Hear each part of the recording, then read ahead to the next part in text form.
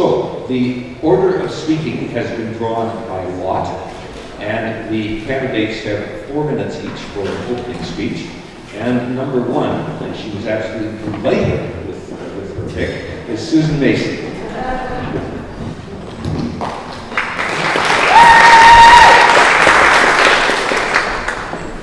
Oh, and when you have 30 seconds to go, you will hear me ding on this little. So this is working.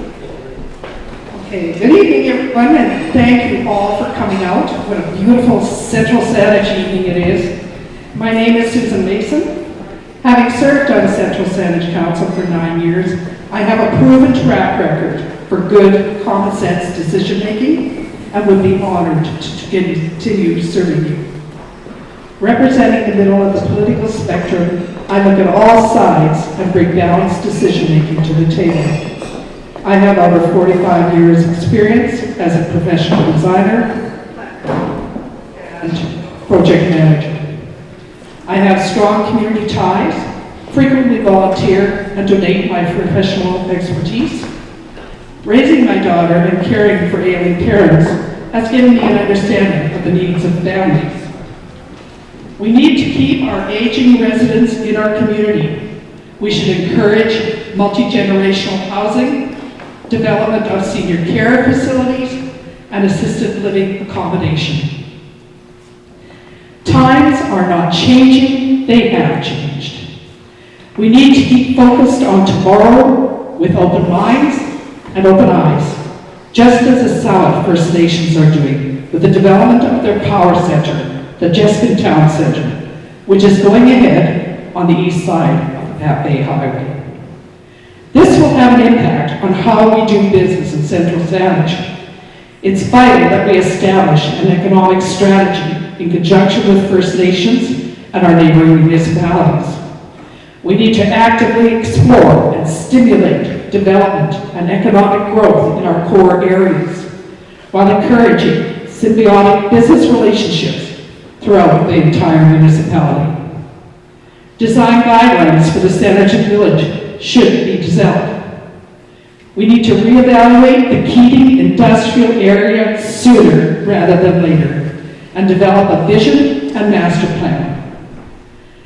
By encouraging a work-live environment, we can create a vibrant community and economic generator, such as Dockside Green, Yaletown, and Valse Creek, all industrial areas that change course and attain their full potential, enabling our young people to work and live in Central Saanich. By establishing a master plan before the pit reaches its capacity, we create stability and opportunity, encouraging developers to invest in the area, potentially increasing our tax base without jeopardizing our urban containment boundaries and valuable farmlands. We are faced with costly maintenance on our aging facilities and how and when we can afford to replace them. It's vital that we engage the public asking, how do we pay for them and maximize our assets? Are there opportunities for private and public partnerships? Where do we want them located? And in the context of financial planning, when can we do this? Good planning enables good decisions. We must take active steps to sustain and protect our farmlands. Our soil deposit bylaw needs to be tightened to control the quality, quantity, and proper transportation of fill being brought into our municipality. A deer management plan needs to be implemented. With world-renowned butcher gardens and the Brimley Lodge at our doorstep, there are great opportunities for eco and agritourism. I see an enormous potential in Central Saanich. We just need to step out and explore it. Thank you.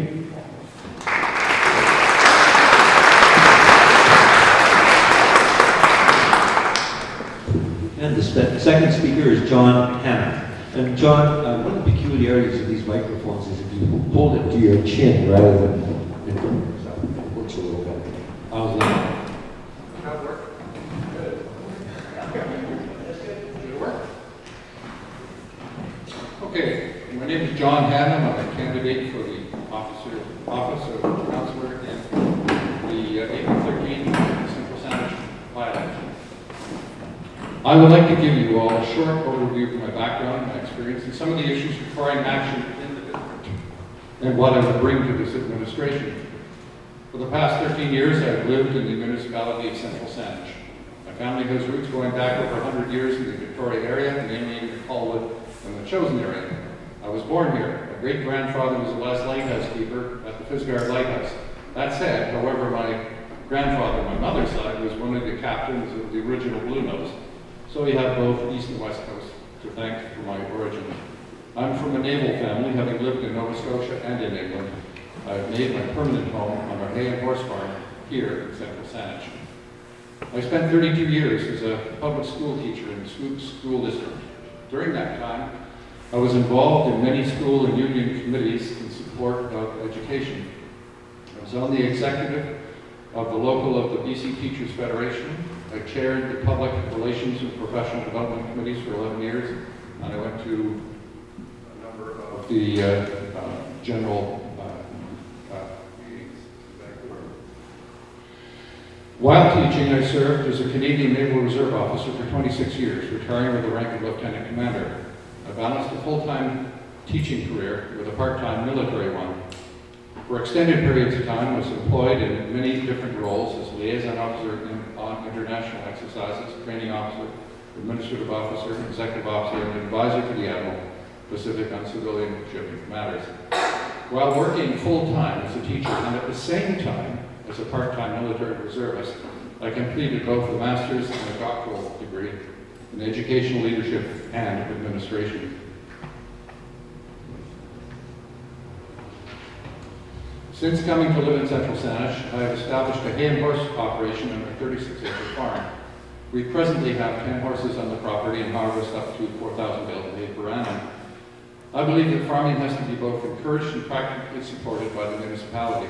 There are many issues that affect our local farmers, including, but not limited to, wildlife control, weed control, labor availability, access to markets, and stormwater management. Appropriate bylaws can assist where practicable, but should not be an impediment to the functioning of viable farming operations. The tax base of the municipality needs to expand through business development in areas that are circumscribed by the official community plan or the OCP. The OCP may require fine-tuning, but the concept of having such a plan is good and should be used as a blueprint to support the district, not as an impediment to progress. Tax increases have to be managed so that borrowing does not become problematic for municipal expenditures. A balance must be struck between what the overall community wishes and with what is achievable within the tax base that exists. That is the job of mayor and council. I'm open to new ideas and more than willing to explore fresh approaches to solving present and future problems which face the municipality. I'm able to multitask and would bring this ability to the table while working for you. As a councillor for Central Saanich, I believe I would bring a broad range of academic and practical skills combined with a proven record of administrative experience which would be truly a benefit to the community as a whole. Thank you.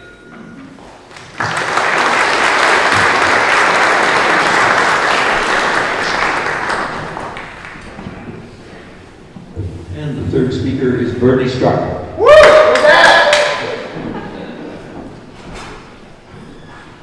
Thanks, Jared. I am Bernie Struck. I'm running for council on Central Saanich.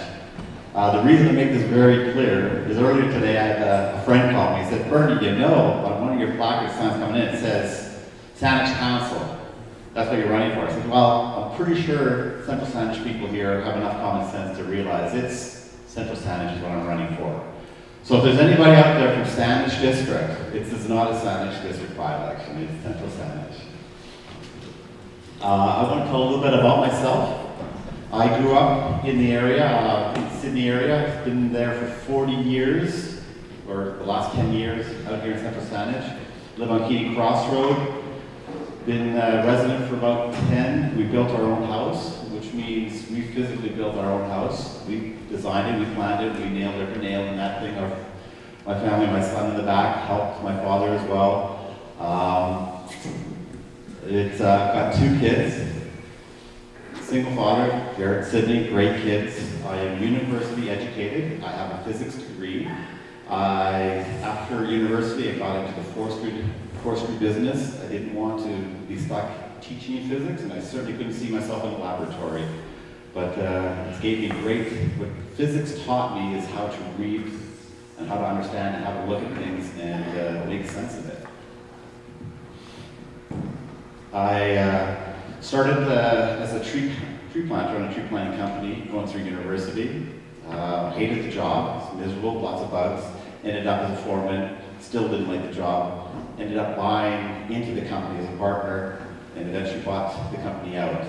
We planted over 3 million trees in the province, so I am green and everything green. Having said that, I've also founded 2 residential rental companies. We have one here in Sydney area. We purchased, or we built it up, another one out in the United States. I provide homes for people. It's not always the best. It's not a great income maker, especially when you're dealing with high cost of housing. But fortunately, over the years, we had at one time given families in this area, or 9 different families, homes. So I know what it takes to physically manage corporations, and I think I would be a benefit that way on council. I take, if I am elected on council, I will do the same opinion and how I run my own family. So my kids will tell you that when they come to me, my first answer is no. Hey Dad, can I go on a field trip? No. And then I'll say, okay, tell me about it.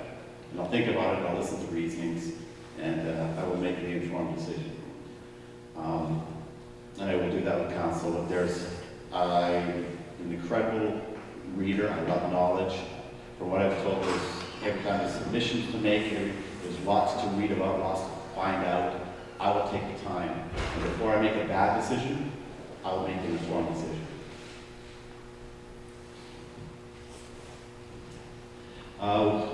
With respect to our farming community, there's a lot of issues out there with management of farms.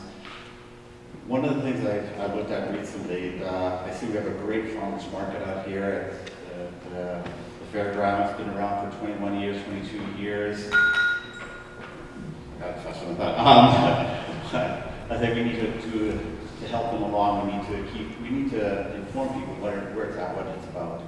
One last thing is the OCP. I'm 3/4 of the way through reading it. 170-page document, well written. We should follow it. Thank you very much.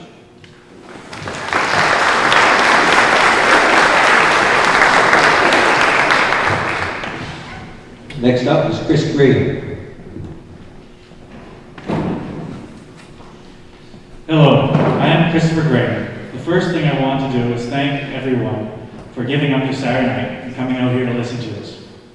I hope you'll recognize me from my past 12 years on Central Saanich Council. I am proud to have given the majority of my adult life to serving this community and would like you to give me the chance to continue to do so. With family roots in the area going back to the 1800s, and as a small business owner and local farmer, I am deeply invested in Central Saanich. My significant other and I want to start a family here, so I have the strongest interest in keeping this one of the best places in the world to live. I have heard from the community that their top priority is Keating revitalization. I'm glad to see that Sleggs has moved into Keating, but much more still needs to be done. As a director of the Peninsula Chamber of Commerce, I'm well positioned to bring forward the needs of the business community to council, and I have a track record to back that up. Anyone who has served with me on council will know that during my tenure I pushed for a high-level bylaw review of the allowable uses within the Keating business area to try and generate more business opportunities. I'm going to put the weight of the district behind this, including enhancing traffic safety by working with the province to create safer access off the highway, promote redevelopment of residential over business where appropriate, and that will enhance economic activity in Keating by bringing in workers and customers, more business-friendly bylaws, faster approvals, and a fair tax system. This effort will have positive spin-offs that will also help Brownwood and Saanich I have a long track record for promoting wise budget management. With my experience as a partner with Beacon Tax Services and background in accounting and finance, I don't hesitate to get into the numbers and search out where we can do better. With careful scrutiny while on council, I found a calculation error the province had made and was successful in having more than $150,000 of annual funding restored. This has been annual revenue to Central Saanich since 2005, adding up to more than $1 million that didn't come out of your property tax. This year, that small communities grant has been reduced and is a significant factor in the 5.36% tax increase. This represents a tax increase which is 5.5 times the current inflation rate, and we are just now starting to see the impacts of borrowing. The district has currently borrowed $5.5 million in to finance the tennis courts and the work done to build the fire hall. This is expected to represent $125,000 in interest charges this year, with no portion going to principal repayment. In fact, more money will be borrowed as the fire hall nears completion. In the long run, we need to look at ways to grow our tax base. But in the here and now, we need to focus on cost control. It's not sustainable to continue to bring in tax increases that outstrip inflation. If elected, I will be a voice for prudent financial management, and I will work with council to try and achieve that. You trusted me to represent you on council from 1996 to 2008. I hope you'll trust me to be your representative for the remainder of this term. Thank you very much for your time, and my flyers are in the back, so if any of you have to leave early, please grab them on your way out. Thank you.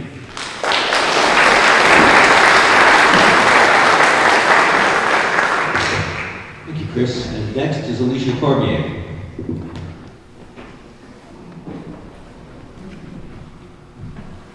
Good evening. It's wonderful to see so many of you here tonight. Thank you to ROCS for hosting this event, and thank you to First Nations for the privilege to speak with you on traditional lands. Here's the important question before us. Who should be elected to represent your interests on Central Saanich Council? Who is able to step up and provide leadership for our community? Who reflects your values and will protect your assets and limit your liabilities? Who has the capacity to oversee a number of municipal services? Who can balance competing interests, sort through complex land use decisions, and take a long-term view in their decision-making? Who is able to work with others to set goals, create plans, and strategize about how to achieve them? Who will champion our official community plan and implement the agricultural area plan? Who will help revitalize our local economy? Who before you tonight has the experience and the backbone to ensure things get done according to plan and on budget?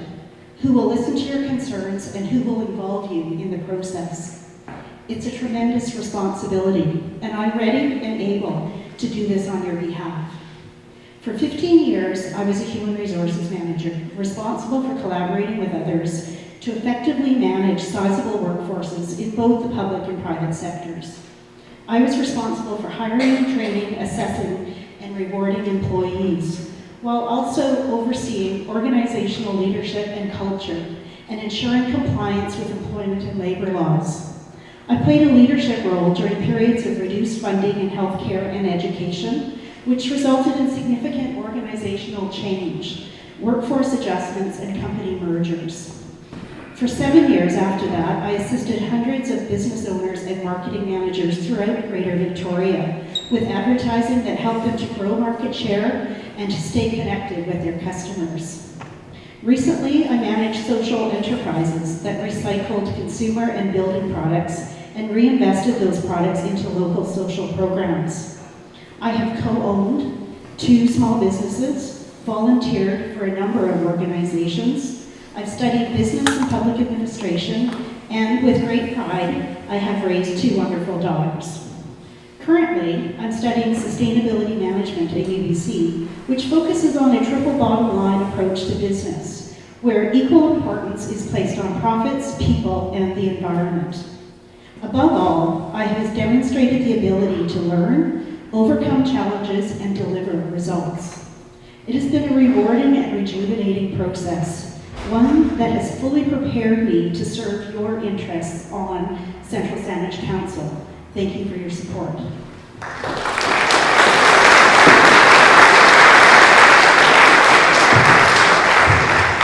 And next is Bob Thompson. Where's your Robert this week? No, it is Bob. I tried to change my name to Bob Biasio so I could be at the beginning of the ballot, but it was a complex process. Thank you for coming out on Saturday night. My name is Bob Thompson, and I am running for council. My partner and I had moved to Saanich in 1991, and we loved living, volunteering, and working in Central Saanich. I'm running for council to work for balanced and fiscally responsible decisions that take us towards a sustainable community, one that reflects our core values. Most recently, I served on council from 2002 to 2008, and from 2008 to 2012 sat on the Advisory Planning Commission, including several years as chair. I believe my experience allows me to step seamlessly on the council and have an immediate impact.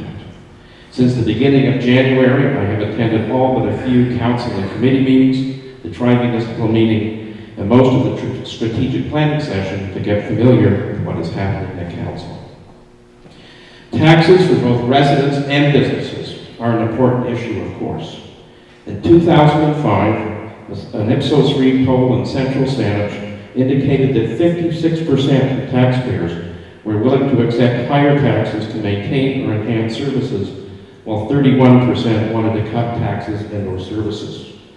Since I left council in 2008, the world has changed, and I suspect this view has changed too. We need to adapt to a new economic reality. I will work with council to look for long-term solutions to an economically sustainable local government without excessive tax increases. Replacement of infrastructure like a new town hall presents real challenges. There are no easy answers, but that doesn't mean we shouldn't look for solutions. Does this mean we would have to remove $300,000 from our core budget? What impact would that have on core services? As a community, we need to take a long, hard look at our expectations of services provided by government, because it's hard to manage tax increases if we do not change those expectations. There's lots of talk about revitalization of Keating. Everyone agrees, and council is already working on that. Tonight, I'd like to focus on challenges facing businesses in Saanich and Brentwood. Our village centers are vital in our daily lives. Businesses tell me they need new customers to keep ahead of rising costs. We need to put more people, new customers, into our village centers by finding ways to encourage redevelopment. I also support creation of a business advisory committee to provide feedback and advice to council with representatives from all three of our business centers. With respect to agriculture and the ALR, my dedication is without question. I've worked with local farms in Up Island for 15 years, as outlined on my website. It's not just about protecting ALR lands. The best long-term protection for farmland is a strong rural economy. Real farming is a business, and we need to create conditions that encourage farmers to keep farming. I support implementation of our agricultural area plan and council action to protect soil quality. We also need to find appropriate housing for young families and look for opportunities for aging in town. People want to downsize and stay in Central Saanich. This isn't development for the sake of development. It's part of our official community plan. Densification of residential neighborhoods is also part of our OCP, but I don't believe it's something that's well understood or broadly accepted. It can have a big impact on the livability of neighborhoods, and we need to review densification policies. In conclusion, thanks for listening. I look forward to answering your questions and hope you will vote for me, the only Bob on the ballot, on April 13th. Thank you.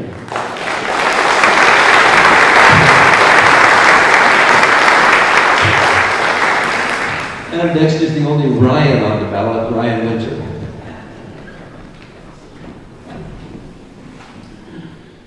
Thank you. I am Ryan Windsor. My daughter, Kyla, was born recently, 2011, actually very close to the last municipal election. My wife, Ellen, and I moved here about 5 years ago. So we are new to this municipality, and in the time that we've been here, we have, along with the rest of my family, established, now I think, a very successful winery. So we have a viable agricultural business in central Saanich, and we understand the needs that farmers face in terms of selling to customers and obviously engaging local customers. I treat agriculture as any other business. So we talk, as Bob has, about the businesses in Brentwood Bay and Saanich Village and in Keene, as well as the businesses in the agricultural community. And again, we need customers, but we need, in order to get these customers, we need to engage people. In order to understand the needs of our municipality, we need to engage people.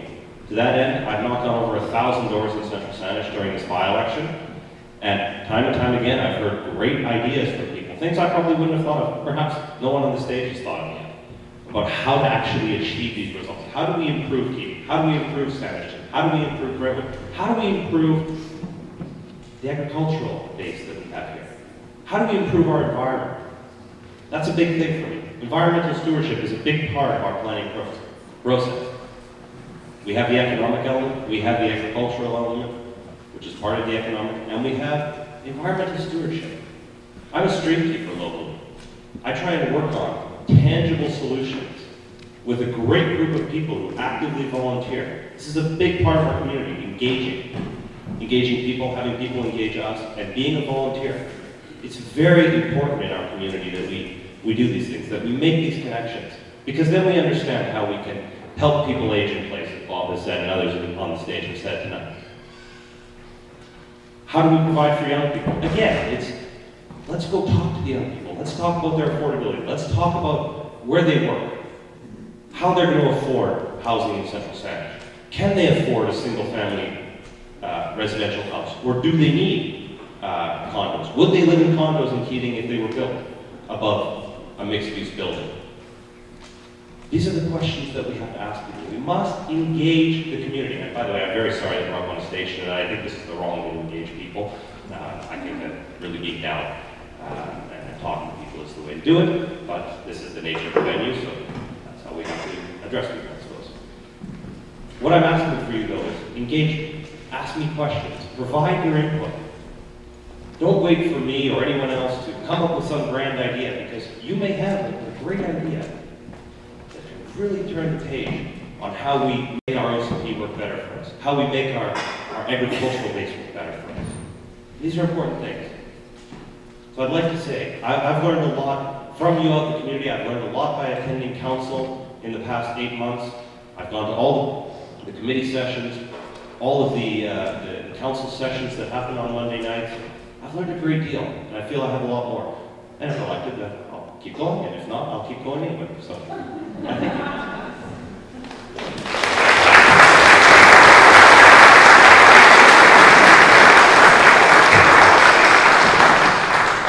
And last but certainly not least, McNalty. Good evening, everyone, and thank you for attending tonight. My name is James McNalty. Tonight, I'll tell you about myself and why I'm running for council, as well as talk about the importance of being honest about your past affiliations. As you may know, or about to find out, I was a candidate in the 2011 election. After the election loss, I wasn't sure if I was going to run again. I have a family business to run. I'm starting a cow farm at my home. I've got national and international events at the Boulders Climbing Gym this summer where I volunteer. And to top it off, I'm getting married. After the election, I was asked by some members of council if I'd be interested in sitting on a couple of commissions. I accepted the offer, but was hesitant. After serving, I found I really enjoyed being involved in what was happening and agreed with Mayor Bryson's vision for Central Saanich. The main reason I'm running for council is to restore fiscal responsibility at City Hall. You know, every candidate's website will invariably say they are fiscally responsible. But it's much easier for our politician to type fiscally responsible on their website than it is to actually be fiscally responsible. And what do the facts say? Let's look at the municipality's expenses in 2001, 14 million. In 2009, 23 million. In what world is this responsible? What new services have you received for the additional millions of dollars? I know I'm still cutting my own lawn. Since Mayor Bryson has been elected, we've kept expenses flat. and I want to ensure this continues to be the case. Honesty about who you are, why you're running for council, is vital for democracy to function properly. I'm a member of the Boulders Classic Gym, the North Saanich Rod and Gun Club, Peninsula CrossFit, and I sit on 2 commissions, the Tri-Municipal Peninsula Recreation Commission, and the Central Saanich Advisory Planning Commission. I've noted that some of my running mates have decided to leave some of their past affiliations off their resume. If I were someone who would sue the municipality, costing the community hundreds of thousands of dollars, I would probably prefer it if nobody found out. If I were someone who tried to prevent residents from accessing clean drinking water, I might not want to talk about it. And if I were the type of person who was ashamed of his past, I don't think I'd be fit for council. The fact of the matter is, I'm none of those things. But unfortunately, not everyone here tonight can say that. Everyone here has been talking about open government, but what about being open about your past? Some of the people before you tonight were members of the ratepayers. They prefer you didn't know that. Why? Let's consider the past actions of the ratepayers. The board of directors of this group spent time attacking the Mantrite family. Well, I hope you're happy with the outcome. The Mantrite operation is on the verge of shutting down. They can keep telling you they're fiscally responsible and believe in open government until they're blue in the face, but that won't change the facts. If elected, I'll work with Mayor Bryson and his council to link tax increases to the rate of inflation, ensuring no increase in real terms. I will also be honest about my affiliations and be proud to say so. Mayor Bryson and his council have done a great job, but we can do better. To provide access to the research I've done, I've created a website, McNaltyforcouncil.ca. I invite you to visit my page and take a look at the figures yourself via links to our infographics. If you agree with me and you want to stop the unsustainable rise in tax rates in Central Saanich, want a councillor who will actually do his own legwork rather than just spew out rhetoric, and a councillor who is open about his past, I greatly appreciate your vote this April 13th. Thank you.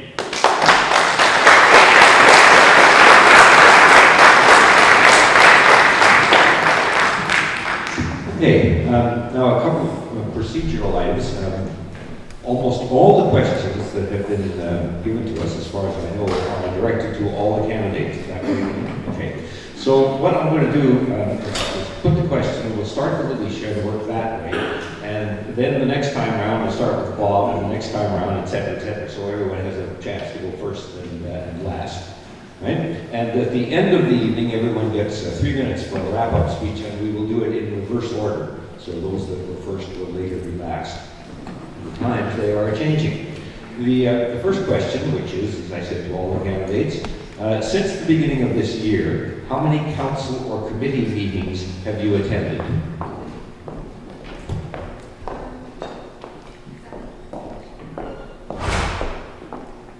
Is that working? I myself personally have attended about half a dozen, but I do read the online minutes and keep in touch with that. Yeah. I think, as I've already said, I've attended all but a few committee and council meetings. I attended the Tri-Municipal meeting at about 2/3 of the annual strategic planning session and went to an APC meeting. I myself have probably attended 4 council meetings and keep a look online as well and keep informed that way. I attended the Tri-Municipal meeting and have not attended any council meetings this year. I have, however, kept abreast of the council agendas, minutes, and committee meetings, and feel that I'm fully informed of what is going on in our municipality. I attended the Tri-Municipal Council meeting. I've attended every single session of committee and council since the beginning of this year. Further to that, I have actively participated by asking questions when I felt it was appropriate during the sessions at the beginning of council where they allowed me to do so. I've attended between half a dozen and a dozen council meetings and the Tri-Municipal Council meeting. This year, I have not attended any since January. But, however, I have looked at on the website for the agenda minutes and so on. And in the past, I have, when I had particular interests, I did attend many meetings, but not since January. I've attended probably 3 to 6 of the regular council meetings. I went to a couple of the budget ones, and I attend my commission meetings monthly.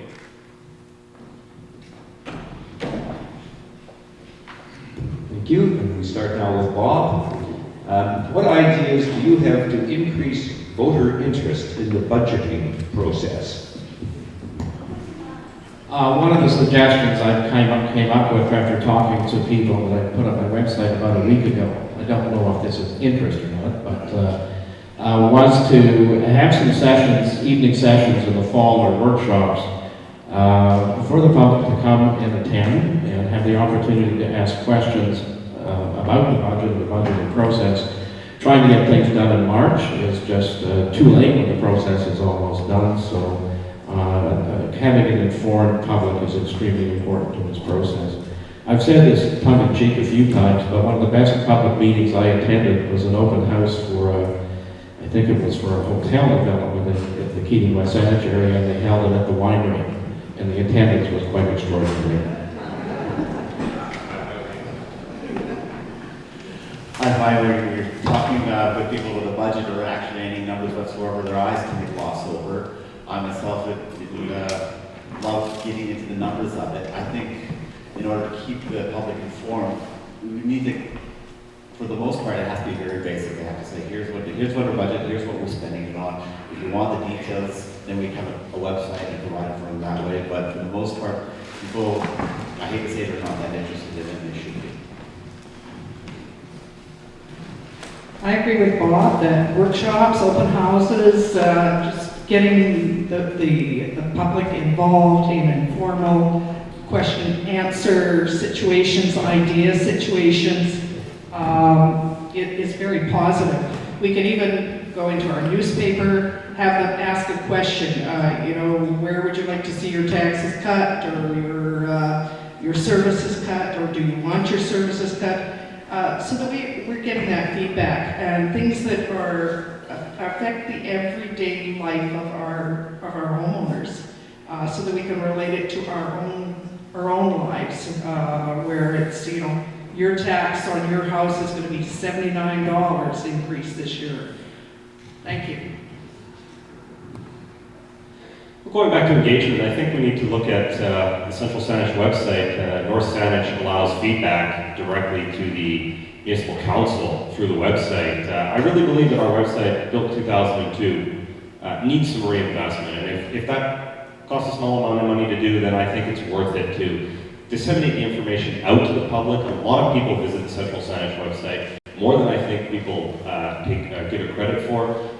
They're really looking for information, and they're looking for a way to provide feedback, and the website right now does not do that. It's simply built in a time and a place that a lot of the realities of the current world were not in place yet. So I think changing the website to allow it as a means of engagement for people is where we should start. When I was on council, we always struggled with this. We did some budget surveys, it sort of helped. We looked at trying to get a task force together, interested people from the community. I have noticed though the online surveys, people do tend to respond to those. I've noticed a few on Facebook that are related to the budget. I suppose if you scheduled the elections around the budget, that would get people more interested in it, but it's such a tough issue to get into. I'd be very open to hearing other people's suggestions though on how to improve public involvement and interest in our budgeting process. Well, for one, I think that we should make sure that the Windsor Review has an ongoing listing of what's happening with the municipality, whether or not it's budget or otherwise. As far as the website, I can't agree more that it is not user-friendly. It needs work, and we definitely need to have the ability to either post or contact our local people on council so that we can make sure that our voices are heard. And the thing is that, if people really want to have input, they can talk directly to the councillors. Yeah, so what I've done actually with my campaign is I've gone online and I've gotten all of that information together from the district's website, and I've made infographics with it so that it's more accessible to everybody. the time I've spent looking through it, it's confusing, it's in PDF format, the tables are everywhere. Something else that I did too was I went ahead and I made a sheet that can compare all 161 municipalities. So you're not just looking at Central Saanich, you can see how we're doing compared to every municipality in BC, and then start making educated choices on where our budgets are going up and down compared to similar sized municipalities. Thank you.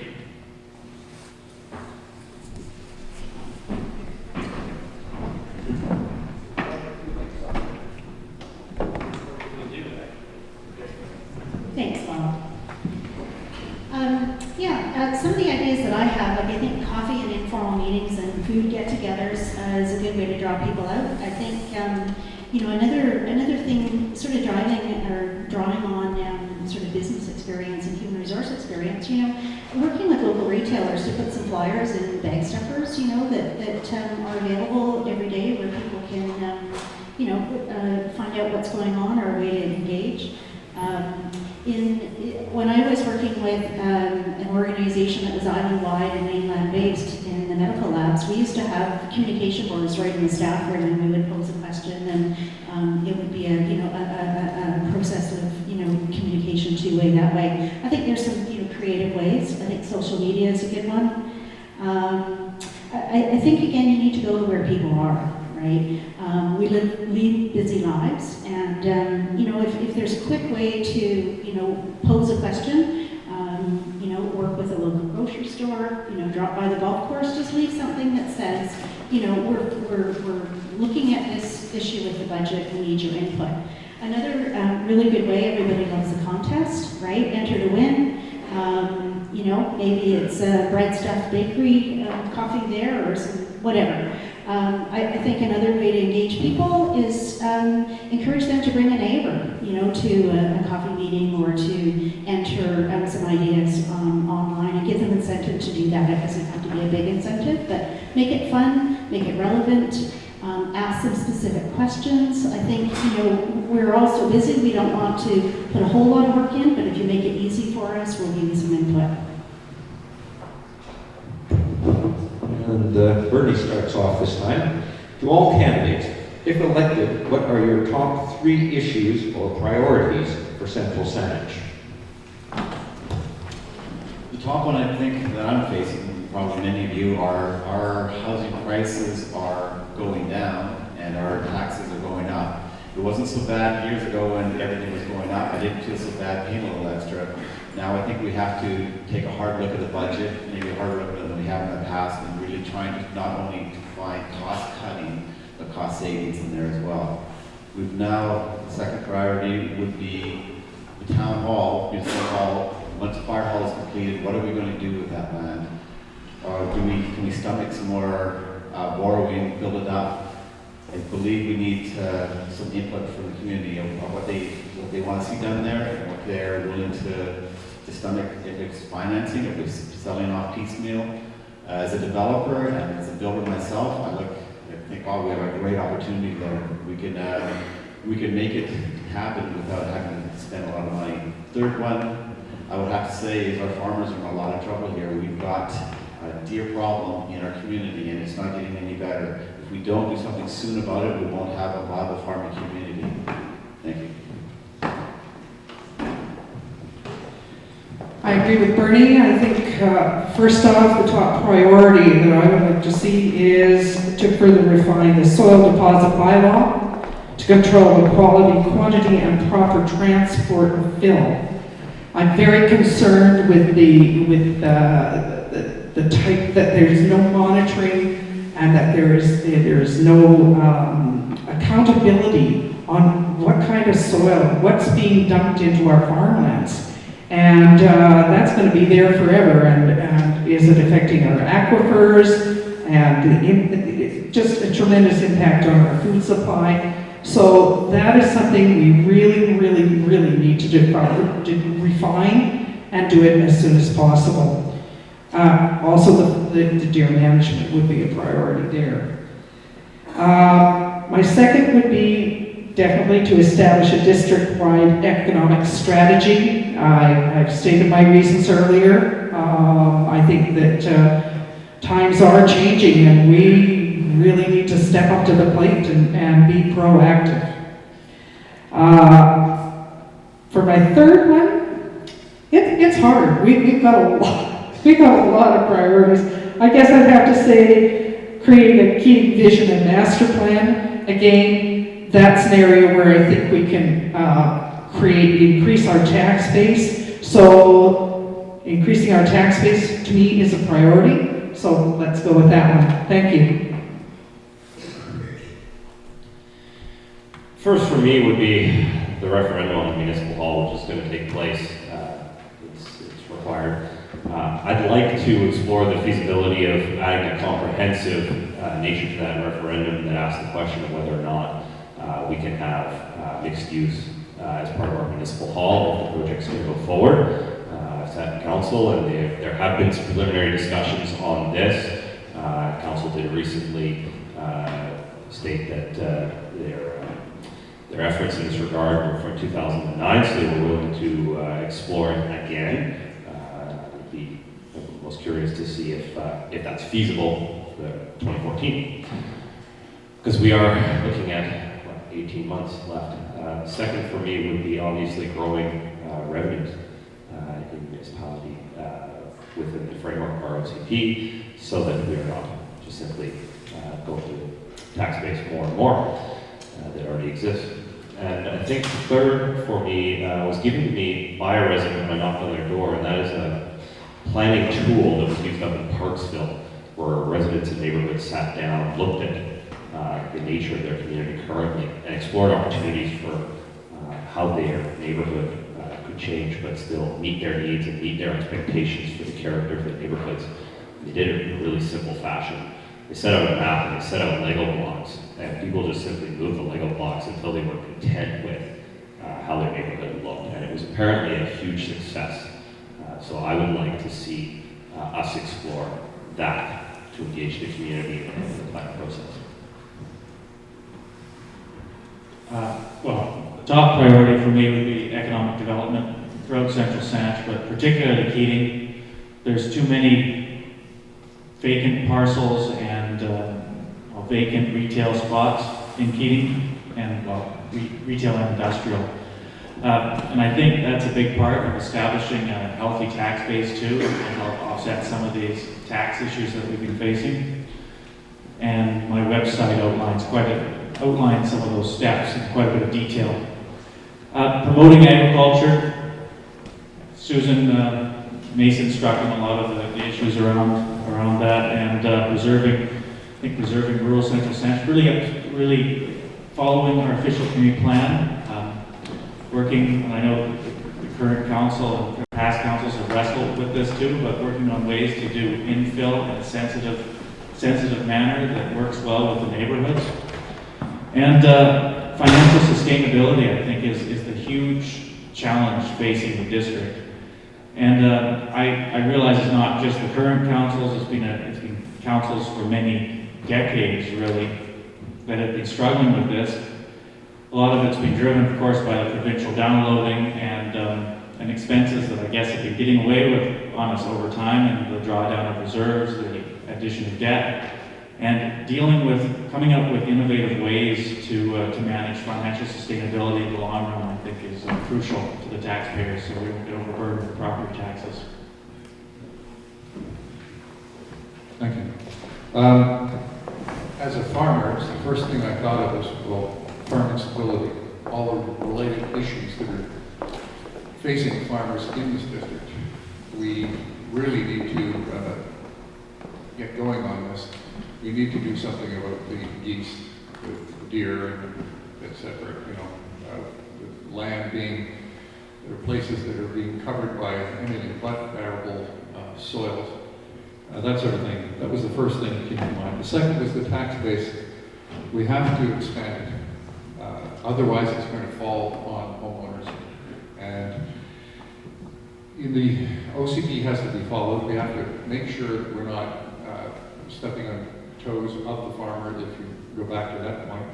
Or we have to make sure that our living arrangements, our community is a good mix of those lower income people so that they can have a place to stay and that they can live in the community and provide the labor that is required within the community, not, some of our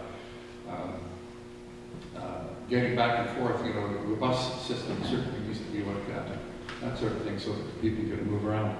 Also, the control of the budget, what we're spending versus what we can afford. Where are we going to get this money from? That comes back to getting the tax base expanded, however, logically, sensibly, and within the OCD. I don't know if you've noticed my main platform, but it's got to be taxes. I really want to link tax rate increases to the rate of inflation. I think that's a valuable tool that we can put in place and move forward with. The second thing I would like to see is promoting policies to get some density and growth in our urban centers, Brentwood, Saanich, increasing the tax base, creating affordable housing there.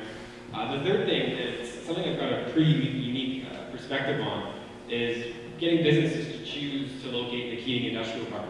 My family made an investment in Central Saanich in 2005, and when we did that, we had to put in a $100,000 water main, leading to a $30,000 sprinkler system. I think it's more of a sprinkler system than this building has, on a building with one wall. I know when Keating was relocating this, or when Sledge was relocating on Keating, they hit some roadblocks, and they almost pulled out of the deal because of the same kind of heavy-handed tactics used by the district. When businesses see the tax rate going up, the district basically telling you they don't want you to invest here by putting all these limits and imposing in your way. That's why we see vacancies there, and we gotta stop that.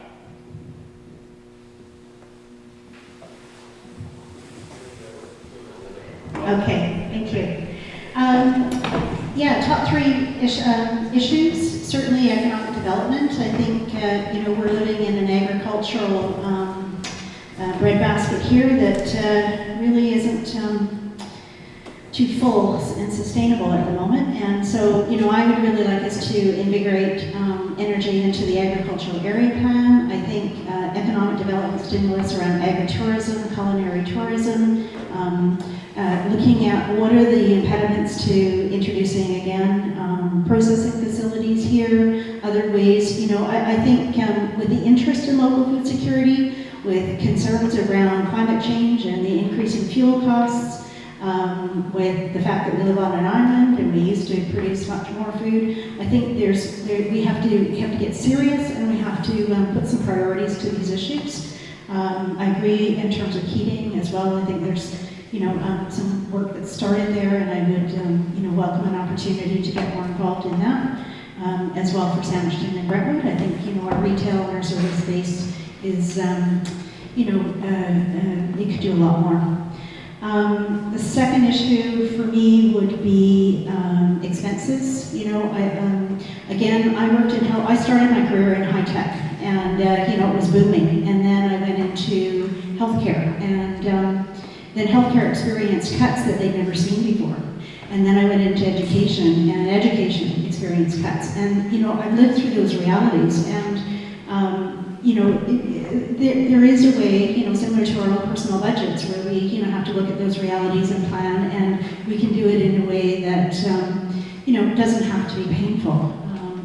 But it involves engagement and participation, and it involves transparency and involvement and respect. And so those would be the other priorities. I guess I'll stick to the three priorities I mentioned in the newspapers. Number one is clearly taxes in terms of of expenses. It's great to talk about development and revenues. The reality is there isn't a lot of development going on in the municipality, despite, for example, we rezoned the Royal Bank Plaza 6 years ago for 70 condo units as new. It isn't happening. The florist shop in Brentwood was rezoned, I think, a number of years ago. That hasn't happened. So I think our focus needs to be on watching expenses as opposed to expecting new revenues, because that's going to come with time with some of these initiatives.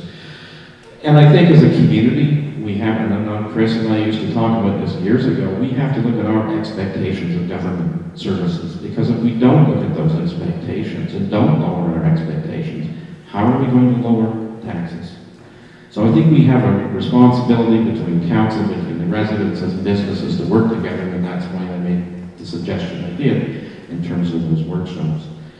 In terms of economic development, we've talked about Keating, redevelopment in the village centers, Saanich Village Association's Saanich 2020 vision exercise is trying to stimulate some ideas. And clearly with agriculture, that's what I do for part of my living, is I promote agriculture, so it's something that's near and dear to my heart.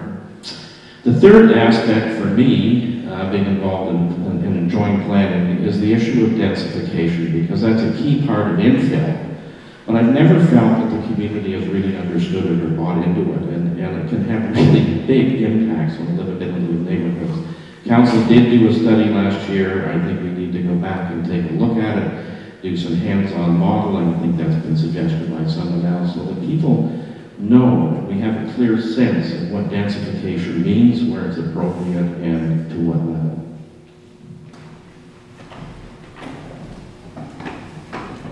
Okay, and we start with Susan this time around. And I'm not sure this is a yes or a no. What are the views of candidates on integration or amalgamation of police services?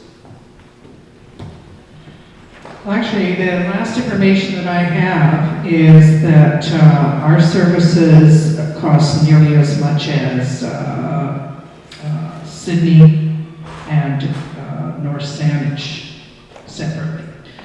I think we are at this time integrating a number of our services through the police services, and I know it's a high budget item, but we have one of the lowest crime rates in BC right now, and I would say I would not want to look at amalgamation of police services. I would look at integration.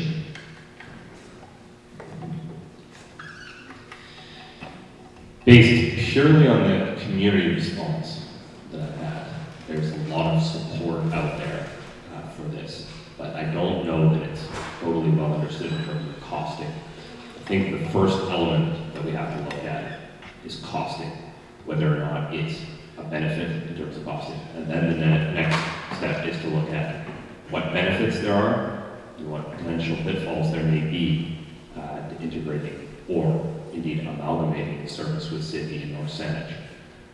But there is, at least on the surface, a lot of support for this, and the research needs to be done to answer the question of whether or not it's viable, so that we can go back to people who support the idea and say, yeah, it's viable, or no, it's really not viable for our community, and these are the reasons why. I think that's a vital distinction for us. We have to be able to say why something is or is not a good idea. Well, integration, I think, always makes sense. In the sense, if you can find savings by working together, if you can enhance your services by working together. Just thinking about the dog unit, for instance, that Saanich has. These sort of things, being able to share those services amongst our municipalities so we don't each have to recreate what the other municipality has, is a huge cost savings.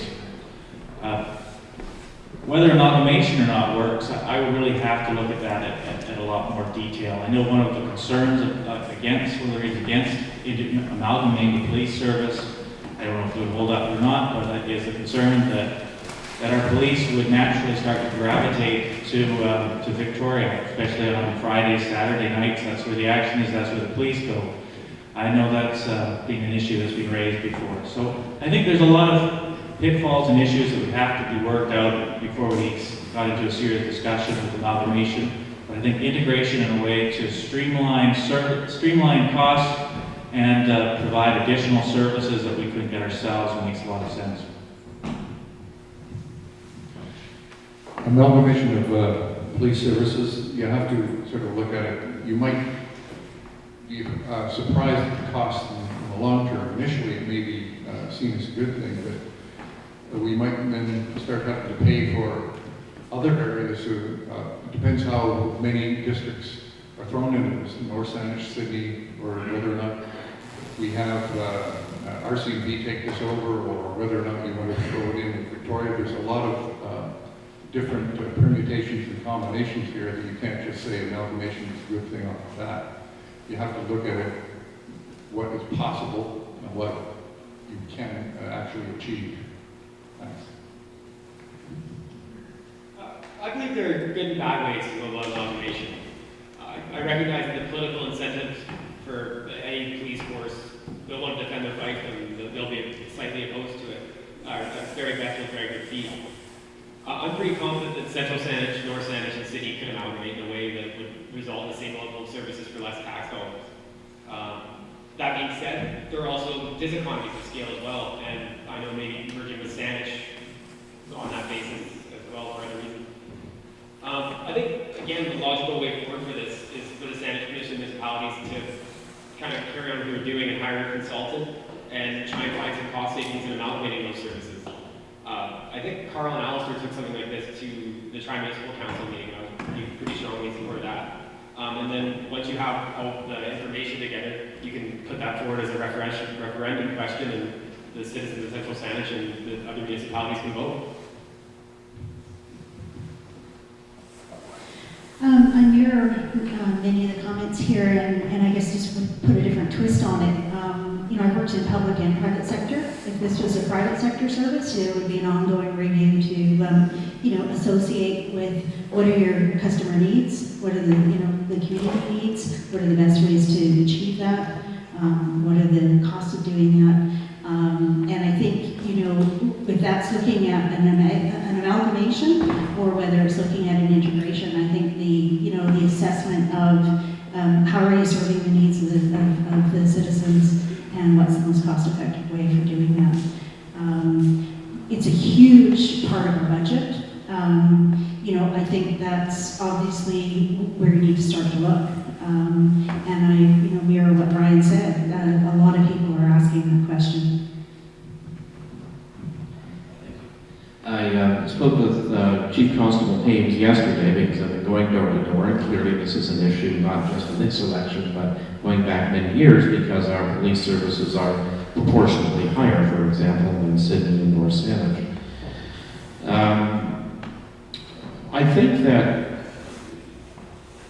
we already are participating in 3 or 4 regional services at this time, and I think that's obviously the first route that you want to go.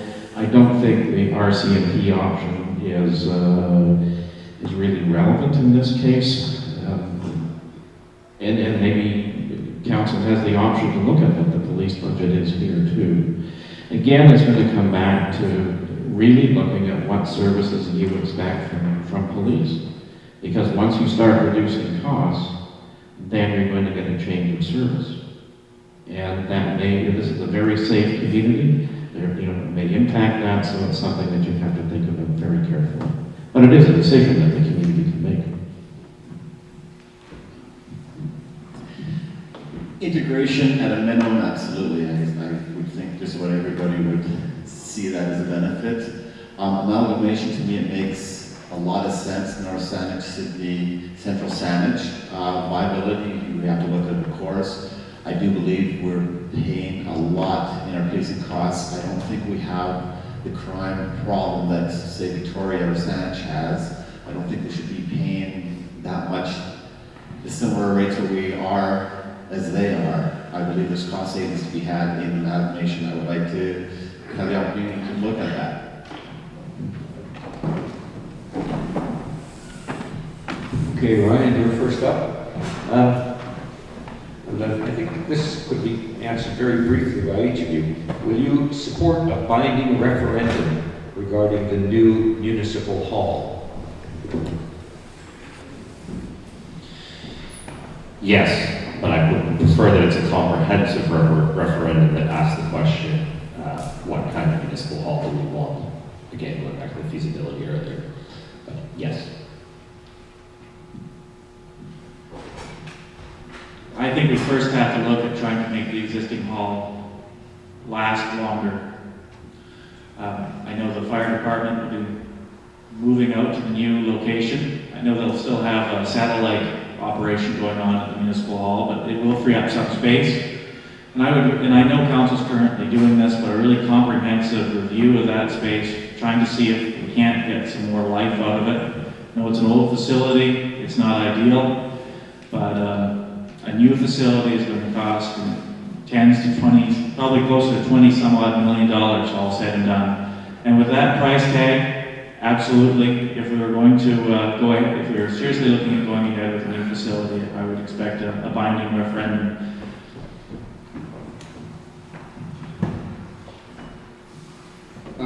Yes, I cannot but agree with having a binding referendum. I think we need some more information to find out what the actual cost of even upgrading, whether or not it's environmental or whether or not it's for earthquakes or what. And then the whole thing, the whole package will be put together and put forward to the community to make that decision. I think we've started out on the right foot, gathered the reports on the cost to replace or renovate the existing building. Now it's City Hall's job to make sure that all that information is represented clearly to the citizens of Central Saanich, and in understandable ways we can make an educated decision in the upcoming referendum. From going out to the budget meetings, I know I saw that we're putting about $50,000 or $60,000 into just maintaining the existing building. And you have to kind of wonder if that's better spent paying off some debt or holding this building together with duct tape and that blood, sweat, and tears.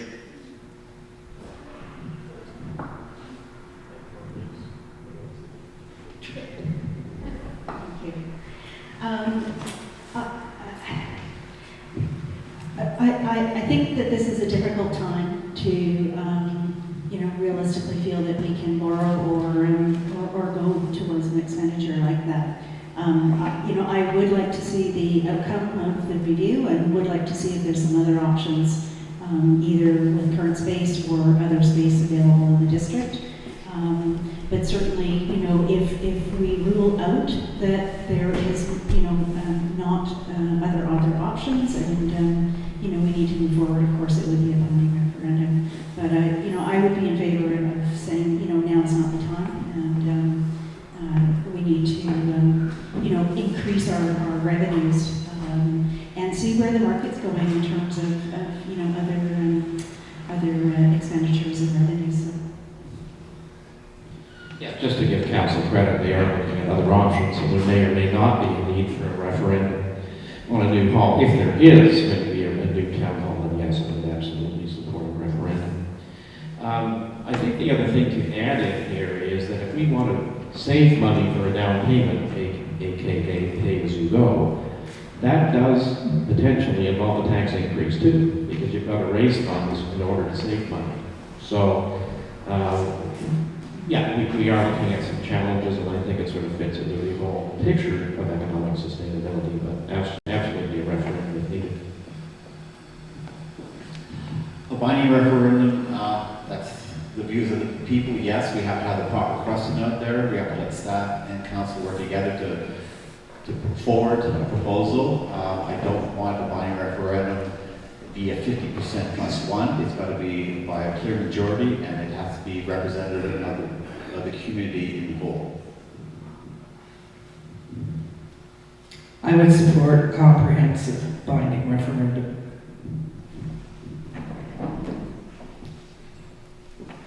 Well, I think you people look a lot too comfortable up there. So here's your next question. Chris, you start off. Where do you stand on deer cull? I can tell people have been waiting for this all night.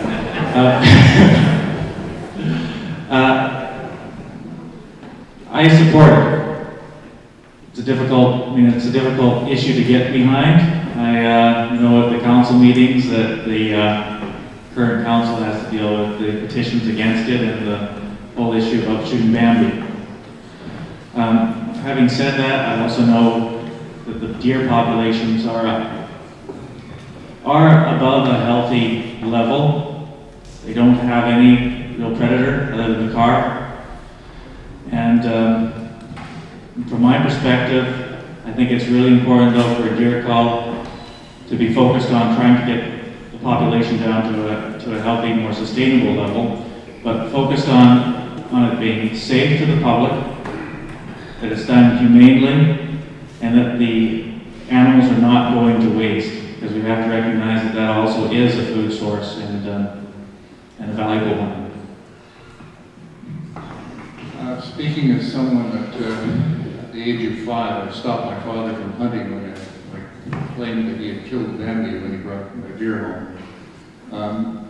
That was one perspective, but at the moment, being a farmer and talking to a lot of farmers who literally are not going to put in crops that are going to make a breadbasket out here, that are not going to put in lettuce, tomatoes, and all the things that go into our fridges and into our stomachs are not going to be put in because they just can't do it because there are too many deer out here.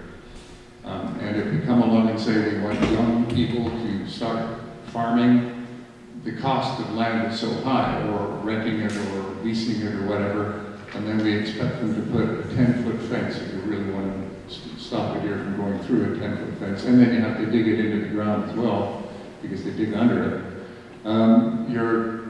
It's just too much. And if the farmers go and put up fences all around, you're going to have a heck of a lot more deer in your yards and in our backyards, and you'll have no roses, and you're going to be running them down in the streets.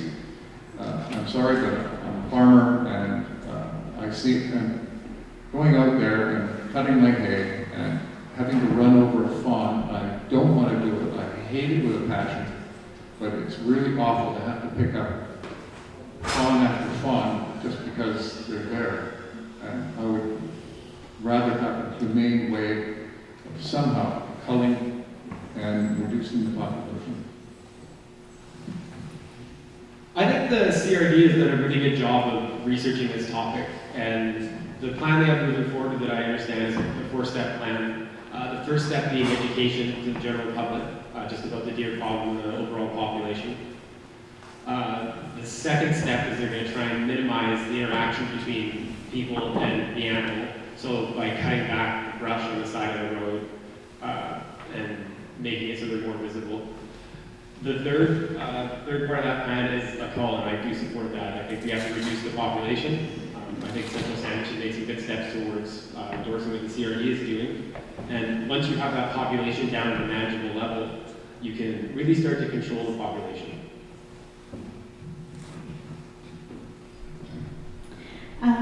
Now, I'm not aware of any concrete data that's been made available for the actual numbers. So if there is some data, I'd love to have someone tell me where that is. And I know that many of the farmers, and the group that worked with the CRD program, have put some really good energy into this, and you guys know firsthand, and I'm very sympathetic to that. At the same time,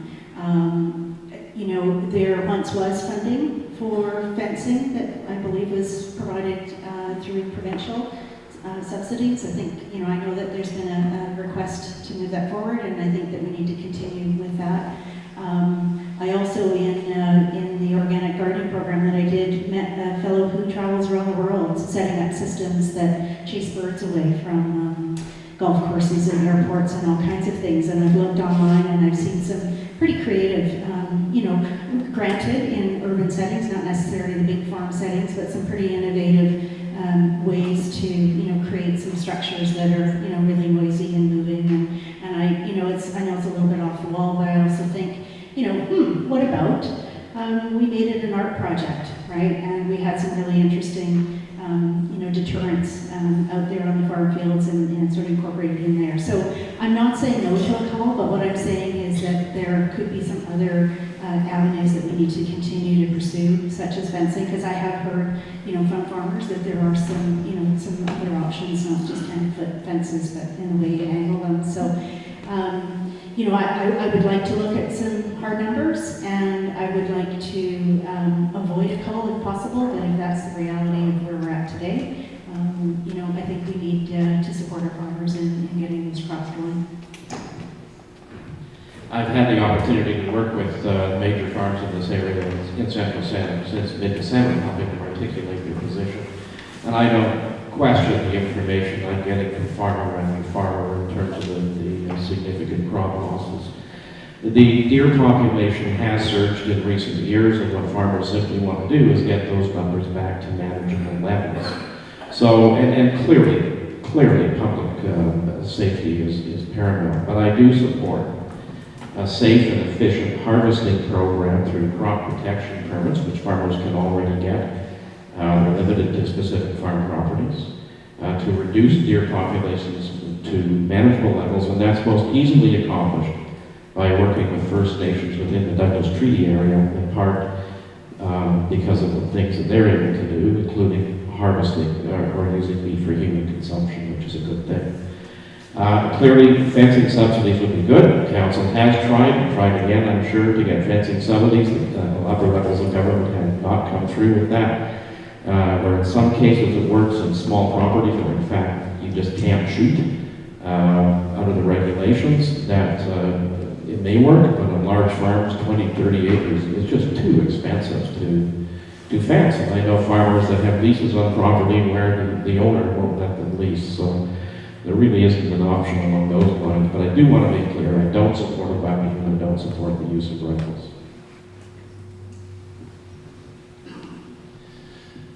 We control our dog and cat populations through spade and neutering. We're not controlling the bunny population. The deer population is not a linear graph. It doesn't slowly rise up. It's an exponential graph. You hit critical mass and it explodes. If we do a cull now, we will have to eventually do a cull. If we do it now, less animals will have to be culled. I support it. Yes, I would support a cull. And I would encourage Central Saanich to explore opportunities to work with First Nations to develop a harvesting program with trained hunters. A farmer could contact these hunters to remove deer damaging crops on his or her farm and then have the deer meat used for food after. This subject came up when I was at Spells, and a friend made the suggestion that there is an alternative way, but I don't think it would play out really well here, and that is reintroduce wildlife corridors with bears, wolves, and cougars. I suspect that probably wouldn't play out too well, but it's an idea. I'm not serious. The reality is the deer population has grown past its normal level. The word cull, in a lot of people's minds, probably means something other than what we're talking about here. We're talking about a harvest. Bob and Susan have pointed this out quite clearly. Use it for meat when necessary. And as far as fencing goes, 25 acres is what Divine Vineyards sits on. That's our winery. We fenced it. It cost $30,000 to fence that to keep deer out. And the deer still occasionally get in. I'm thinking large farms, Metric Farm, larger farms, Mitchell Farms. It's not going to, no provincial government is going to subsidize fencing a farm of that size. It just isn't feasible. Thank you. Right. Let's see, we start with John, I guess. Do you feel that a 5.35% tax increase is acceptable?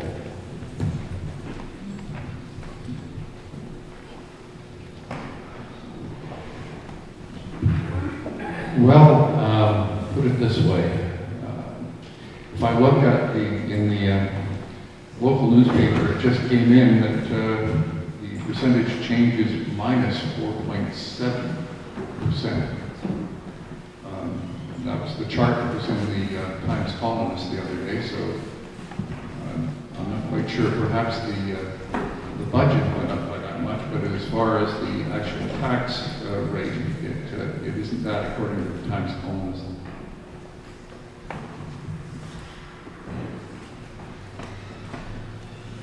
I think 5.26% is too high. It's more than double the rate of inflation, and more than double the rate that the wages have been going up in BC, and people just can't afford that. And it's clear because our population has been growing at under 0.25%. So we need to get control of these taxes. We need to get them into that inflation rate so people can stay out here.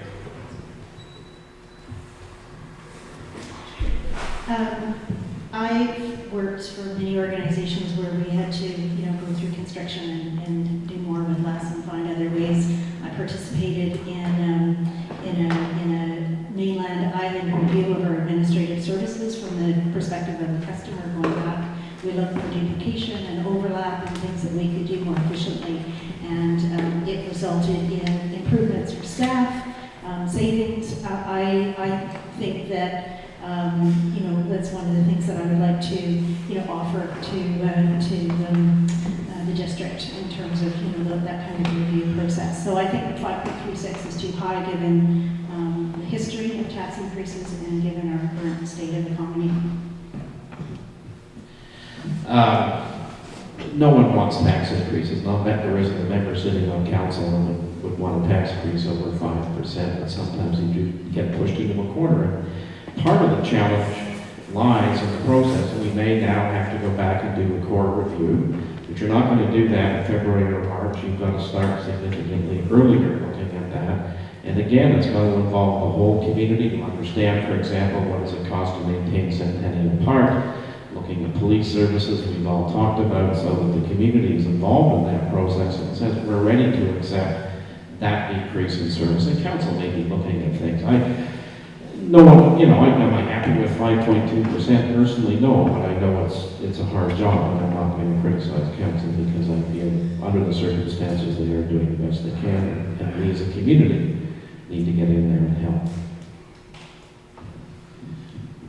I believe 5.2 is too high. As mentioned, it is double the rate of inflation. I think we have to take hard choices and look at the budget and see where we can cost cut and bring the expenditures down.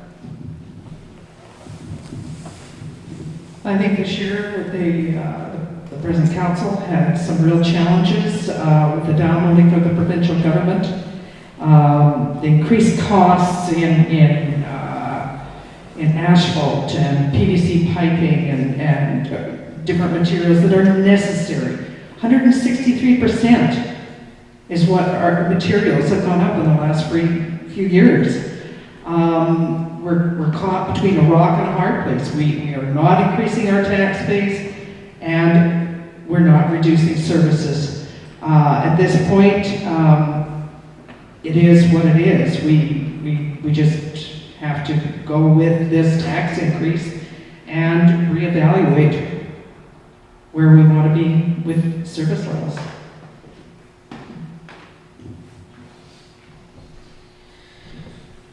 Not to sound repetitive here, but I think Bob and a couple of others have it right here. This council, really, all 5 members since January, anguish over what to do about this budget. I don't think any of them took it lightly to proceed with a 5.36% tax increase. Nobody wants to do that. Obviously, they live here too. They're taxpayers here, and that is not something that anyone wants to see, but as has been said, you have cost of servicing, you have these increase in material costs. We have expectations about servicing in central Saanich, especially in our urban areas. And if we want to improve our areas, our urban areas, we obviously have to have those services. In the very short term, taking a real hard look at expenditures is what we can do. We're obviously not going to grow our revenue base substantially with new construction in the last 18 or in the next 18 months for precisely the reason Bob said. That we have several development permit applications that have been approved in Brightwood, and there's been no development. The nature of the economy has been such that those things are slow to happen. And so, in the short term, really, cutting costs it's a repetitive theme here because it really is the only option for avoiding tax increases of 5%. Well, just to clarify, it's not actually downloading. If you look at what actually happened. The prior, and this is something for you to consider when you're voting, coming to vote provincially, not just municipally. The province prepaid its grants to municipalities last year. So the municipalities actually got about twice as much of the small communities grant and some of the other revenues, the traffic fine sharing grant last year. So in reality, the property taxes last year that came in around 3%, I can't remember exactly off the top of my head, I'm sorry, should have been a couple percent higher. And so this year we're not getting that money because it puts the province, it puts the government in a position to say, we've given municipalities all this money last year. So it's actually more of a campaigning ploy, and in theory that funding should be restored in the next fiscal year. But even with that 2% adjustment, it's still a very high budget increase when you consider that inflation is only 1%. That since 2008, inflation in general has been grindingly small as a percentage. It's been well under 2, or around 2 or less, often closer to 1. I think there's just something really out of whack with the way the budget increases have been going, and it's every year you get something that makes it really tough, but sooner or later, I think council's going to have to find a way to get through it, make it. And I guess I've gone through a core review process before. When I was back in the late 90s, we went through line item to line item. We reduced services. We got the core budget down below inflation increases, and we held the core, which is the basic year-to-year operating fund, for years at the cost of inflation. But the problem was we were still bringing in budgets that had above inflation tax increase, because the province at that time cut $1.25 million of funding, which is huge. And unfortunately, I think a number of people have done the research here, but the spending has started to get out of control, not just this council, but from a historical perspective. And that core budget is growing. And it's growing faster than the rate of inflation, and we need to, I think, take a deeper, in-depth look at that again. We do need to have a reach out with the community and try and gauge what level of services the community is willing to accept and at what cost and which services. Part of the core review consideration is really asking ourselves, are there services that we just need to take off the table rather than just trying to nickel and dime? Thank you.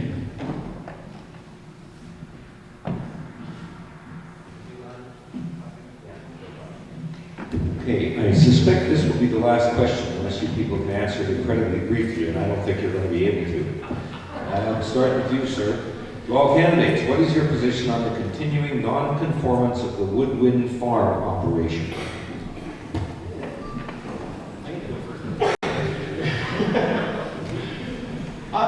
I'd have to say that Central Saanich is home to some of the most generous people I've ever met. And that's what makes it a great place to live.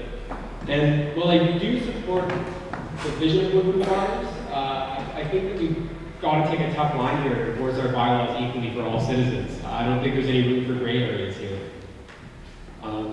Yeah.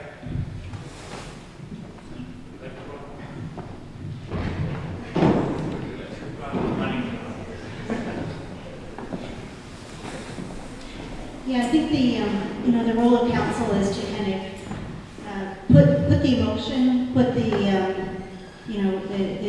we need to look at land use, we need to look at bylaws, we need to apply them evenly. I would support Woodwind in putting that property into active food production, and I would support therapeutic uses, but it's a zoning issue, right? And I'm not in support of non-farming uses on farmland. Well, it's a complex issue. The question being asked is not the rezoning, which is another topic to itself. It's about bylaw enforcement. And I think that someone emailed me the same question in terms of bylaw enforcement, and it's a very difficult issue at times, and I can think of examples where the staff has invested a lot of money in what was a minor violation, nothing related to this. So sometimes councils, I'm on the understanding, don't have to enforce bylaws. And sometimes you make life far more complex, and that's sort of my honest answer on that one. I know there are issues, I do not know the facts. The facts are not, we don't know what bylaws are being violated right now. No one's raised that issue, so it's a bit difficult to answer that question. But sometimes council has to use its wisdom. I was on the website today, as a matter of fact. I was emailed the same similar question. It's a great website. I support the idea of it, the vision of it. It's obviously got to be in the right area, in the right zoning area. Maybe staff has to look at it again and see. Often we are a reactive government, not a proactive government. I'm not saying this is the case, but we do have to abide by the zoning laws. Woodwind needs to obey our bylaws.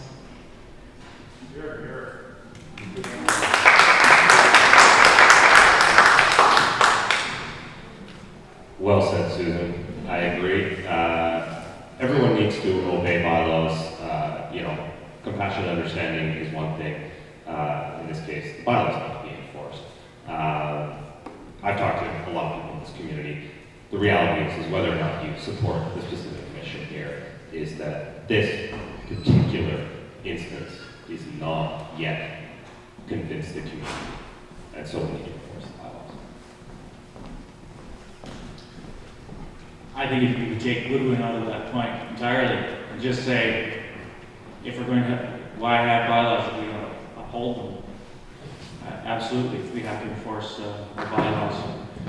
On the issue of Woodwind, though, I was sitting around that table before Mr. LeBlanc even bought that property, and we explained to him the zoning and the allowable uses, and suggested that the council was not willing to have to take that parcel out of being an active farm, and discouraged him from going ahead at that point in time.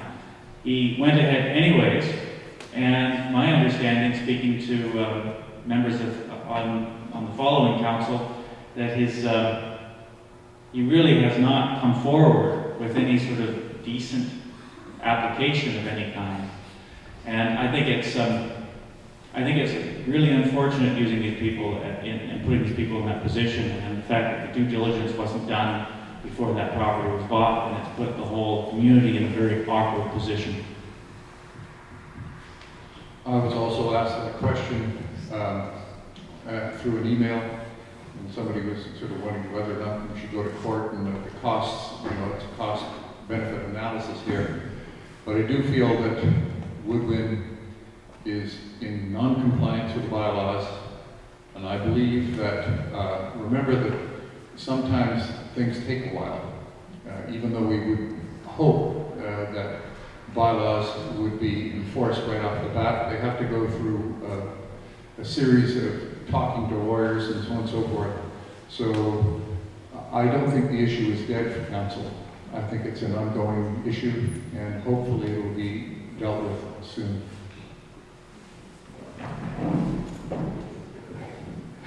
Well, thank you very much. I know MCs say this sort of thing all the time, but I want to congratulate you people on the forthrightness of your answers. And if the candidates in the upcoming provincial election do half as well, I will be delighted and surprised. So my thanks for your answers.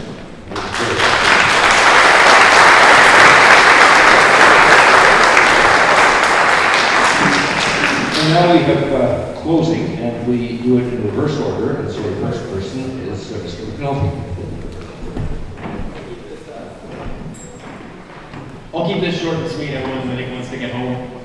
I'd just like to thank everybody for coming out tonight. I enjoyed being part of the discussion. I'd just like to say, since the new mayor and council have been elected, they've done a good job in stopping the unsustainable rise in taxes. I hope to use my business experience and my family's businesses to help further this cause and improve the lives of residents in Central Saanich. If elected, my goal will be to link tax increases to the rate of inflation, ensuring no increase in real terms. I'm especially committed to stopping tax increases because it turns out that getting married is a lot more expensive than I originally thought. As I mentioned in my opening, I've created a series of infographics highlighting the data I spoke of tonight, and I encourage you to visit my site, mcnaltyforcouncil.ca, and see the data for yourself. And if you have any questions, just email them through, and maybe I can make an infographic for your question. Thank you again for attending. If you agree with what I've spoken about, if you want taxes linked to inflation, if you believe that there is value in having a keen business owner at the table, then vote James McNalty for Central Saanich Council this Saturday, April 13th, or Wednesday, April 10th in the Municipal Hall for advance voting. Have a great day.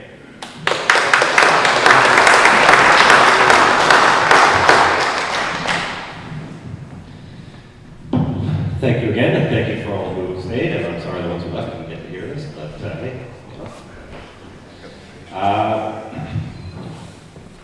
I've really appreciated the questions that were asked tonight. I think we've been able to answer them, and while the answers are sometimes similar, I think that's because it reflects the community at large in a lot of cases. All the things the community is passionate about, and their passion is very simple. I'd like to talk briefly about my environmental stewardship and the environmental stewardship that Central Saanich needs to work on. We have a lot of habitat here on the peninsula. We have a lot of special places, the streams, Brentwood Bay, Saanich and Todd Inlet, also known as Sneakwood in St. Chopin. And I think that we've got a good plan in place. Yeah, the integrated stormwater management plan. A lot of dedicated people have spent a lot of time working on this. I'd like to see Central Saanich progress further with the ISMP because I think it will be of great benefit to agricultural lands in dealing with ongoing water issues that are going on in the district, and also to restore a lot of habitat for marine species. Salmon especially are near and dear to my heart. So I think we can do more. I think we can do more to support our local businesses, our local farmers, which are local businesses, trading amongst each other, getting community invested in helping each other. And I think that we as community members, first and foremost, and our community council has a significant role to play in really strengthening our community so that the questions about revenue in the future are answered and we can deal with tax increases, move them off the table, because we'll deal with the revenue. And in the short term, we're going to have to deal with some very difficult answers, as has been highlighted here tonight, about spending, and really accepting where spending cuts can and should happen. But we need to do that as a community. We need to talk to each other as a community. And if that involves knocking on doors, if elected to council, I will continue to knock on doors. I will continue to engage people through every possible means there is out there, whether it's the internet, whether it's specifically social media, whether it's phone calls, whether it's direct conversations. This is how a community works. These are how businesses work. Community forms relationship, business forms relationship. With those relationships being strong, we'll find all the answers that we need. Thank you. I hope on April 13th you'll vote for Ryan Windsor.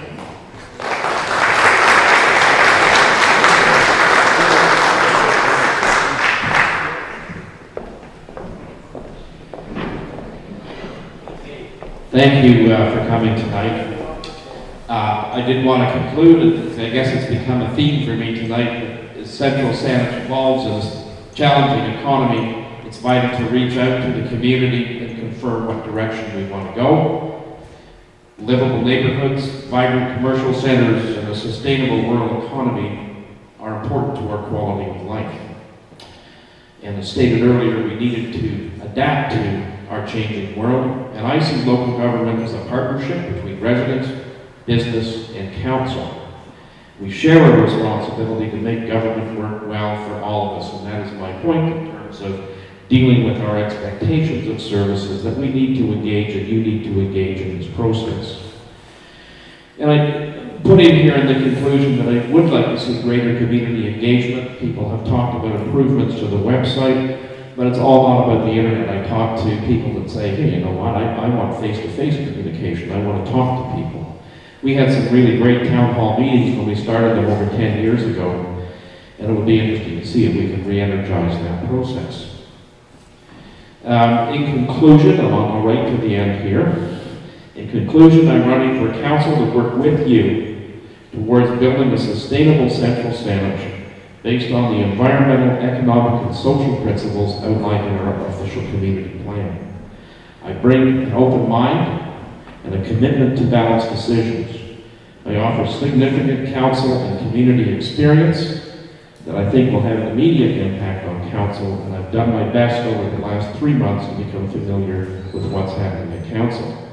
If you want to learn more about me, you can go to bobforcouncil.ca. I have lots of info words there, no graphs. So I hope on April 13th, I look forward to your support and ask that you vote for me, the only Bob on the ballot. Thank you.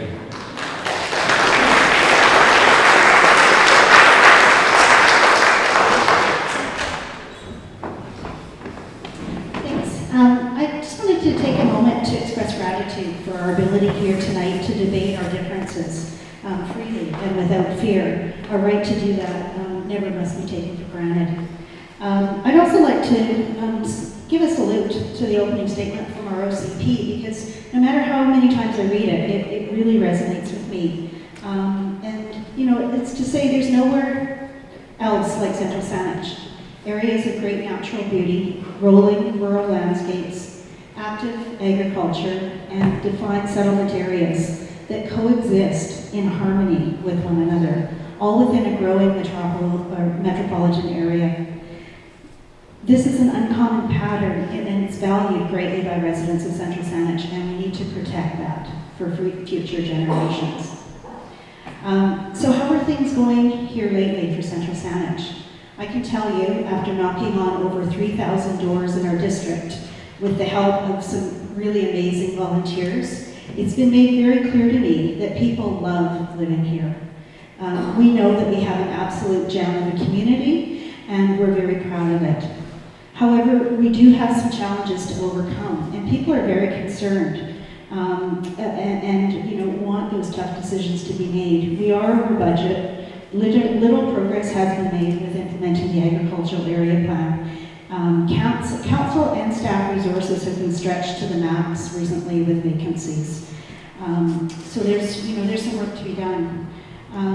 I think it's really important. I wanted to say that you know, I'm in full support of following our OCP and smart growth principles by supporting modest growth, well-planned residential developments within the urban containment area, and we need to work to stimulate our commercial centers and collaborate with First Nations for our mutual benefit.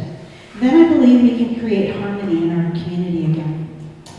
Our farms and local economy need some serious help. To make progress on these and other pressing issues such as affordable housing and transportation, Council needs to not only cooperate with each other, but we need to work effectively with all local levels of government to find ways to address our needs today and be ready for a rapidly changing future. I've heard from many citizens who are feeling unaware, unheard, and in some cases unwelcome in their dealings.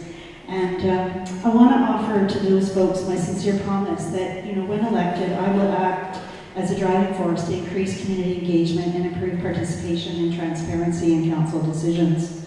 To quote Albert Einstein, we cannot solve our problems with the same thinking we used when we created them. It's time to elect a new voice of accountability. Please vote for me, Alicia, Corier, to serve you on Central Saanich Council.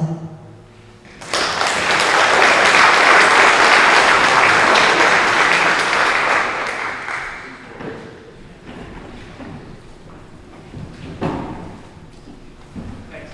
Sounds like we've got a lot of good people running for council. This will make it easier. It sounds like we've got a lot of good people running for council. I know there'll be some difficult choices for everyone out there. Please put your support behind me. Having served 12 years on council, I have the experience and skills to immediately be an effective member of council. I'm enthusiastic and cooperate well with others to get the work done. You will find me to be a positive asset on council who isn't afraid to work hard, get into the details, and crunch the numbers. While on council, I found you money and fought to keep your costs down. I have lots of enthusiasm to share with council, and you will find me as someone who listens to the public and waits to have all the information before making the decisions. Having chaired and sat on many boards, and having been directly involved in many accomplishments that have benefited Central Saanich and the region, I have the necessary experience to move issues forward. I will focus on economic development, careful financial management, and protecting rural Central Saanich from urban sprawl, while promoting agriculture and focusing on infill and settlement areas in Brentwood, Saanich, and Keating that is done in a sensitive way that enhances neighborhoods. I'm looking forward to working with council. I am your experienced, business-friendly, and environmentally sensible candidate.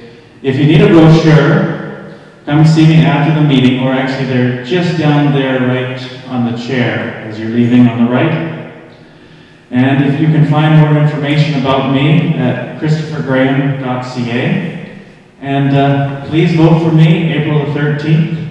Christopher Graham, second down on the ballot. Thank you.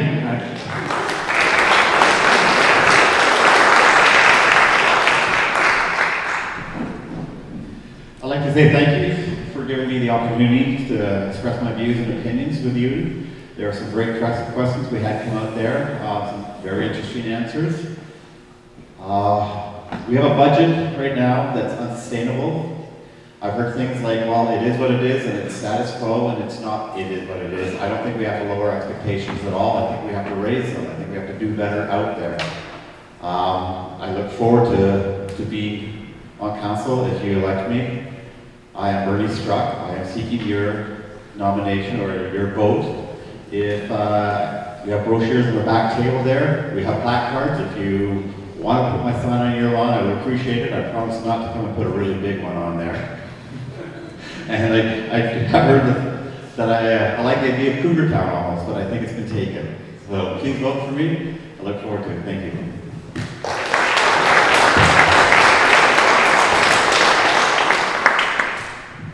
Your next job.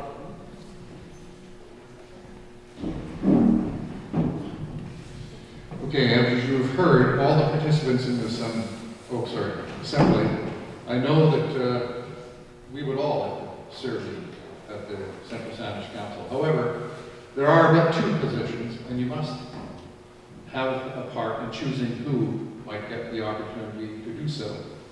While in council, I would be willing to listen to you when and if you should require assistance or just general information.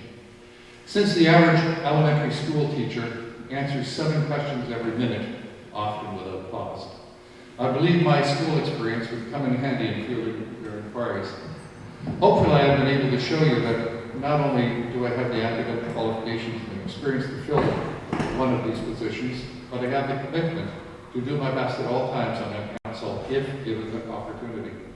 I have no hidden agendas or axes to grind with putting my name forward for office.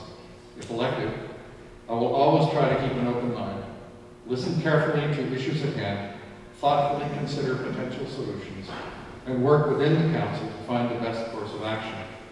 Should you choose to support me in running for office as a councillor for Central Saanich, and if in doing so I am elected, I pledge to be your councillor in both name and fact.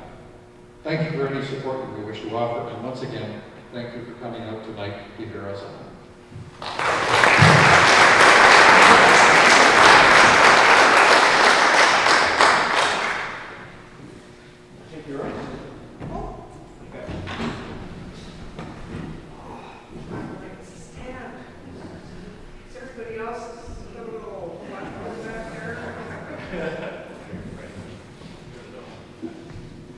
Are we speaking now? With 2 seats vacant at the council table and being midway through this term, it is vital that we elect strong, experienced leaders with historical knowledge thus ensuring a smooth transition while dealing with the many important opportunities and challenges facing us. I'm not going to dance around or evade issues or give misleading information. I believe our residents are smart and concerned and want to know the facts as they are. What I will promise is to tell it to you straight and wherever possible, take a positive approach to issues. Given today's revenue and infrastructure challenges, our number one priority has to be the district's financial sustainability. We need to increase our tax base to maintain service levels while sustaining managed growth as set out in our OCP. Like you, I'm a taxpayer and homeowner, so I understand the necessity of proper budgeting and wise spending, which I bring to the council table at budget time and when considering any new projects. Mr. McNalty, with respect, I would like to know what evidence you have to support your claim that our residents are unhappy with their taxes and what services you would be prepared to cut to reduce taxes. As they say, the devil is in the detail. In 2005, as Bob mentioned earlier, we did an Ipsos Reid survey. 56% of our population was willing to increase taxes to maintain services. If elected, I would be prepared to push for another survey, similar to the one in 2005, to see what our residents feel about taxes and the quality of life in Central Saanich today. Residents' concerns need to be heard and addressed, whether they regard densification, traffic and safety issues, or how we support healthy lifestyles for young and old. I support our official community plan, regional growth strategy, and stand for financial responsibility, sustainable agriculture, improved transportation and safety, and thoughtful planning. My promise to you is I will continue to be a positive voice working for you. I will listen to your concerns and ideas, and I will strive to keep a fine balance. So on April 13th, please vote for me, Susan Mason, a positive voice for Central Saanich Council. Thank you very, very much.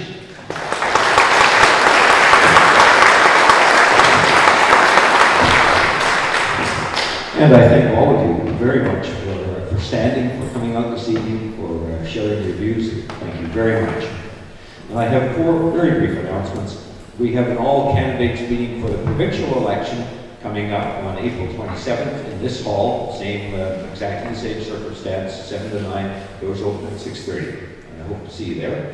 And if any of you candidates would like to see the questions that we didn't get to ask you, here they are, and you're more than welcome to look at them, or anything else for that matter. Please, if you haven't donated already, please do so. And lastly, if you want to give a hand putting away chairs and tables, we really appreciate it. Thanks very much, and thanks for coming.